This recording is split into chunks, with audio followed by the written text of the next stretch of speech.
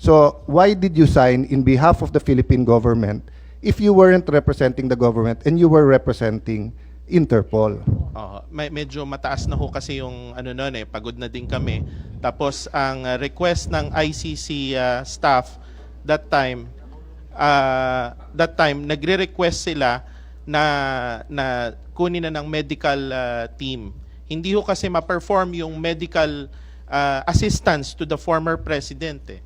Yun ho yung dahilan yan. Ang dahilan, pagod kayo? Hindi po, nagkakagulo na din ho nun.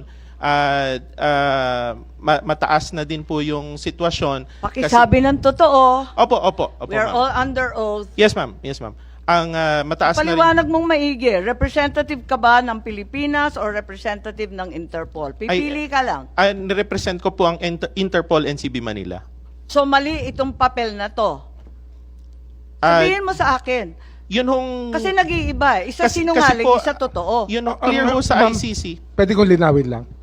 Hindi, siguro hayaan muna natin. Hayaan natin na ipaliwanag. Alam naman niya Alam ho kasi malinaw ho sa pag-uusap namin ng ICC staff na I represent the Interpol NCB Manila.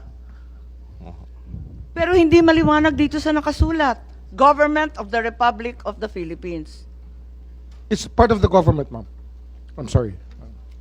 Hindi, Interpol Sabi niya, nandun siya bilang Interpol Ma'am, Madam Chair, yung Interpol po kasi, the Interpol NCB Manila, it's under the Philippine government. Sorry, Mama. Kasi if that's your interpretation, then the government cooperated with ICC.